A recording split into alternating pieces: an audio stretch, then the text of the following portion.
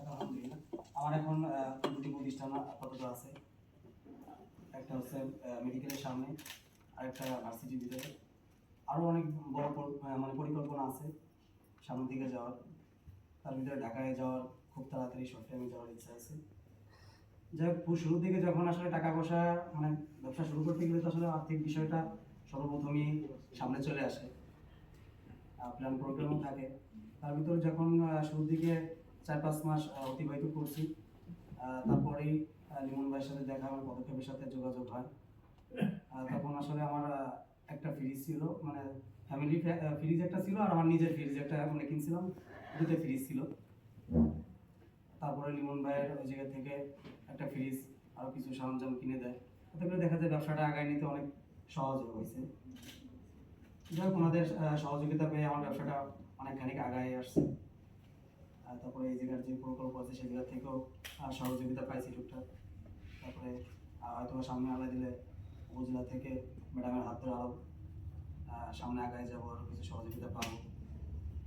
যাক, সর্বোপরি কথা হচ্ছে যে এখন আলহামদুলিল্লাহ অনেকটা ভালোই বুঝতে পারতেছি, কারণ মাছে আসলে অনেক সম্ভাবনা আছে।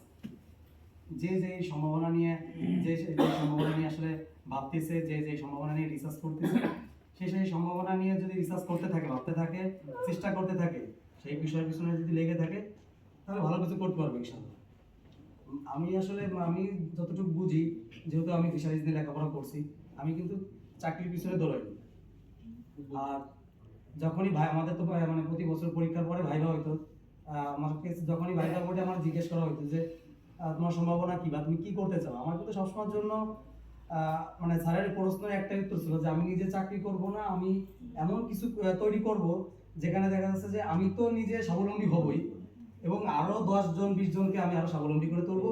এরকমই লক্ষ্য ছিল তখন, কিন্তু এত ব্যাপক লক্ষ্য ছিল না, কিন্তু তখন মানে ইচ্ছাটা ওরকমটা ছিল যে এরকম কিছু করব যাতে আমার এই জায়গা থেকে আরো কয়েকজনের রুজি রোজগারের ব্যবস্থা হয়। তো বর্তমানে দেখা যাচ্ছে যে আমার যে ভার্সিটি শাখা আছে সেখানে আমি সবসময় বসতে পারি না, ওই জায়গায় একজনকে বসাইতে হয়। সে যতটুকুই ফ্যাসিলিটি পাচ্ছে, যতটুকুই আর্থিক তার সহযোগিতা আছে, এটা কিন্তু আমার এই যে ব্যবসার থেকে তার আসতেছে। আমার মাছ মানে প্রসেস করার জন্য যে জায়গা, সেই জায়গায় প্রায় 2-3 জন মহিলা কাজ করে। এই তারা যাই পাক না কেন, যতটুকুই করুক না কেন, এই ব্যবসা থেকেই কিন্তু আসতেছে, যে শুরু হচ্ছে। দেখা যাচ্ছে এখন যে মহিলা 3000 টাকা বেতন পাচ্ছে আমার এই জায়গা থেকে, আমার প্রতিষ্ঠান থেকে, সে কিন্তু একটা টাইমে এই জায়গা এই মহিলাই, একজন মহিলাই 8-9 হাজার টাকা বেতন পাবে। মানে দেখা যাচ্ছে সেল বাড়তে থাকবে, ব্যবসা পরিধি বাড়তে থাকবে, আর তাদের বেতন আস্তে আস্তে করে বাড়তে থাকবে। এই জায়গা থেকে এরকম আরো মহিলা এই জায়গায় এসে মানে কাজে মানে অংশগ্রহণ করতে পারবে, তারা স্বাবলম্বী হবে, আমি নিজে স্বাবলম্বী হব। তা আমরা এই যে মাছের যে সম্ভাবনাটা, আমি নিজে যেহেতু ফিশারিজ নিয়ে পড়ালেখা করতেছি, আমি কিন্তু এতটা সম্ভাবনা আসলে ওই সময় ভাবিনি যে আসলে এত ব্যাপক মানে পরিধি এই জায়গা মানে ফিশারিজ সেক্টরে আছে। আপনারা যারা মাছ নিয়ে চাষ করতেছেন তারা তো বুঝতেই পারছেন যে মাছের আসলে কি সম্ভাবনা। আমি যে রিসেন্টলি একটা জিনিস আমার মানে দাগ কাটছে, মানে কোর্ট করে কথা বলি, মেলায় আমি অংশগ্রহণ করছিলাম।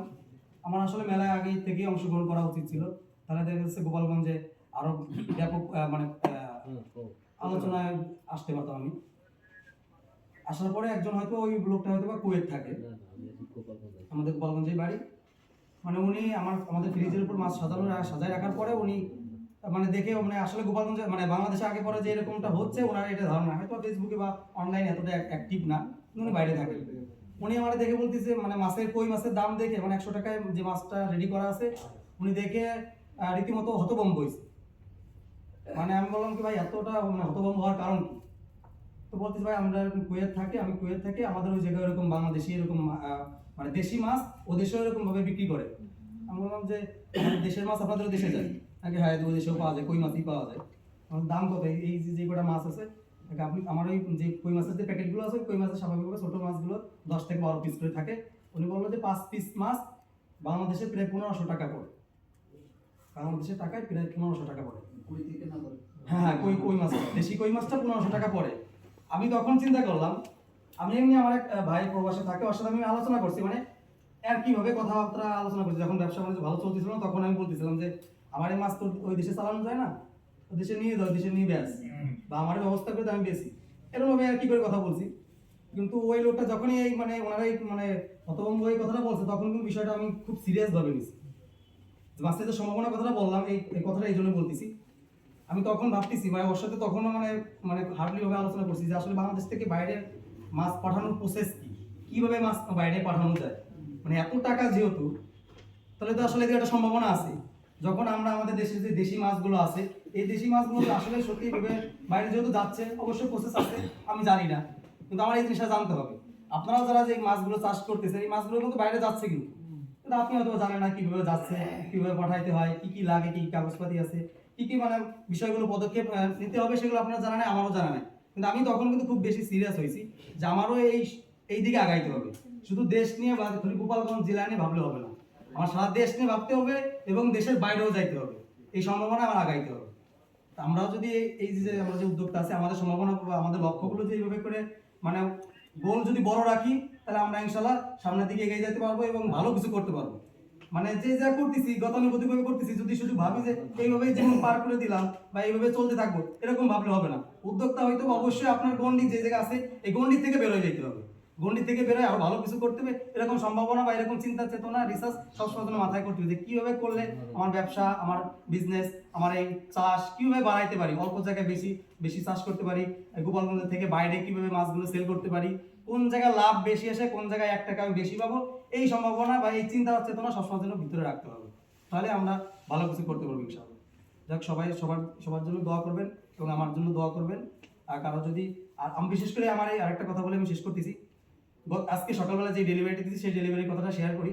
মানে আমি আসলে কখনো ভাবি না, আমার কিন্তু আসলে কাজটা আমাদের শহর কেন্দ্রিক, যে শহরে যারা আসলে ব্যস্ত মানুষ আছে, তাদের নিয়ে কিন্তু আমরা অনলাইনে যারা কাজ করি ভাবি কি তাদের জন্য কিন্তু হয়তো জরুরি এই বিষয়টা। কিন্তু বিষয়টা কিন্তু আজকে সকালবেলায় ধারণাটা ব্যতিক্রম হয়েছে। আজকে সকালে আমার সকালবেলায় 3টা ডেলিভারি ছিল, আমার সকালে যারা ডেলিভারি করে মানে ডেলিভারি নিবে তারা রাত্রেবেলা অর্ডার করে, আর যারা বিকেলে নিবে তারা সকালে মানে অর্ডার করে। যাক, সকালে যে ডেলিভারি ছিল 3টা ডেলিভারি, একটা ডেলিভারি ছিল সেটা ছিল গ্রামের ভিতরে, একদম মানিকদের ভিতরে। মানে তার ইনস্ট্যান্ট মানে মেহমান আসবে একজন, তার জন্য অল্প কিছু মাছ দরকার, একদম অল্প কিছু দেশি মাছ তো দরকার।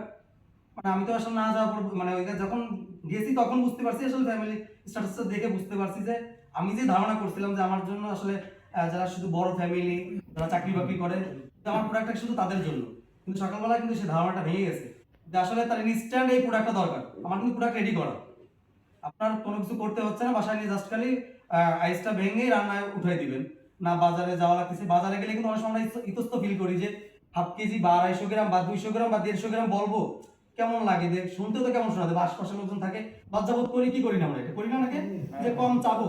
কিন্তু আমার কাছে আপনার ইতস্ত ফিল করা লাগে না, আমি কিন্তু আপনার জন্য ওই প্রোডাক্ট মানে 50 গ্রাম প্যাকেট করেই রাখছি, আপনার জন্য আমি 50 গ্রাম প্যাকেট করেই রাখছি, আপনার ইতস্ত বিল হওয়ার কোনো কিছু নাই। আপনি ওই 50 গ্রাম লাগবে, আপনি 50 গ্রামই নিয়ে যাবেন। যেমন ওই দেশি মাছটা, দেশি কই মাছটা তার ফ্যামিলিতে ওই 1 প্যাকেটই দরকার, দেখা যাচ্ছে যে মেহমান আসছে তার সামনে দিল, ফ্যামিলিতে যে 2-3 জন আছে 2-3 জনের হয়ে যাবে, তার বেশি কিনা লাগলো না।